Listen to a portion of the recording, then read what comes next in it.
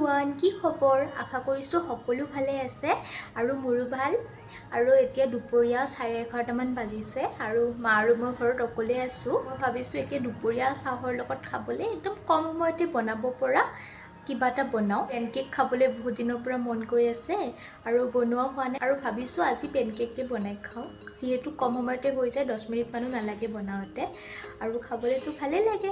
আৰু আপোনালোককো দেখুৱাই থাকিম কেনেকুৱাকৈ মই বনাওঁ আৰু আপোনালোকে ৰেচিপিটো চাই কেনেকুৱা পায় মোক কমেণ্ট কৰি জনাব।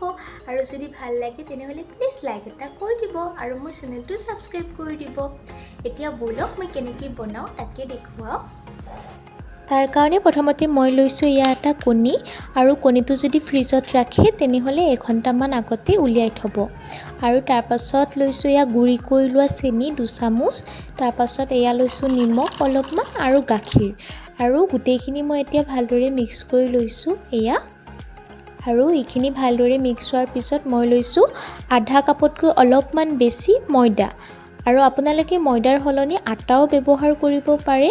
তাৰপাছত লৈছোঁ এয়া আধা চামুচতকৈও কম বেকিং পাউডাৰ আৰু গোটেইখিনি এবাৰ ভালদৰে মিক্স কৰি লৈছোঁ। আৰু এইখিনি ভালদৰে মিক্স হোৱাৰ পিছত এয়া সৰু চামুচেৰে 1 চামুচ ৰিফাইন অইল দি লৈছোঁ আৰু এতিয়া গোটেইখিনি পুনৰ ভালদৰে এবাৰ মিক্স কৰি লৈছোঁ আৰু এতিয়া মোৰ এইখিনি মিক্স কৰি লোৱা হৈয়ে গ'ল। তাৰপাছত মই এয়া গেছটো জ্বলাই লৈ এখন পেন পাতি লৈছোঁ আৰু পেনখন গৰম হোৱাৰ পিছত এয়া অলপমান ৰিফাইন অইল মচি লৈছোঁ আৰু এয়া স্পুনখনেৰে 1 চামুচ দি দিছোঁ বেটাৰটো যে মই বনাই ৰাখিছিলোঁ তাৰ পৰা।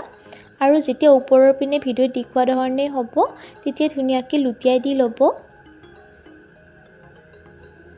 এয়া। আৰু দেখিছেনে কি ধুনীয়া গোল্ডেন ব্ৰাউন হৈছে। আৰু একেধৰণে মই এয়া গোটেইখিনি বনাই ল'লোঁ।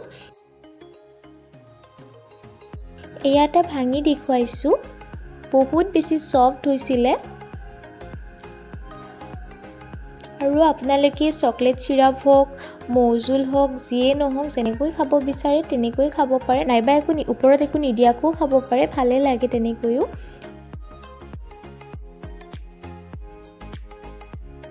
আৰু এয়া মই এখন টেষ্ট কৰি চাইছোঁ,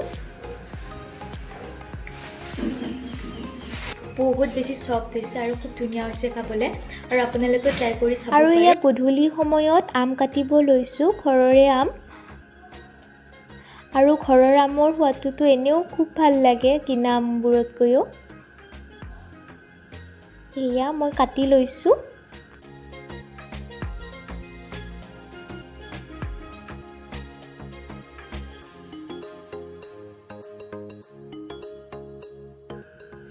আৰু মা পুৰা প্লেট লৈ পিনে ৰখি আছে হাতত। আৰু এয়া মা মই বা আমি তিনিটাই পুৰা কথা পাতি আম খাই আছোঁ। ভাইটিও আছিলে, পিছে সি কেমেৰাত নোলায় সেইকাৰণে। আৰু এতিয়া যিহেতু আমৰ বতৰ, গধূলি সময়ত আম খোৱা যায়েই, যিহেতু গধূলি ঘৰত গোটেইকেইটা থকা যায় সেইকাৰণে গধূলিয়ে খোৱা যায়। আৰু গধূলি আম খাই এয়া অলপমান পঢ়িব লৈছোঁ। আৰু আজিৰ ভিডিঅ'টো মই এইখিনিতে সামৰিম। আশা কৰিছোঁ আপোনালোকে ভিডিঅ'টো চাই ভাল পালে আৰু আপোনালোকে পেনকেকৰ ৰেচিপিটো যদি ট্ৰাই কৰা নাই ট্ৰাই কৰি চাব। এই ধৰণে পেনকেক বনাই টিফিনতো নিব পাৰে যিসকলে স্কুলত যায় বা কামত যায়। আৰু ভিডিঅ'টো চাই যদি ভাল পালে তেনেহ'লে please like comment share and subscribe কৰি দিব। Thank U.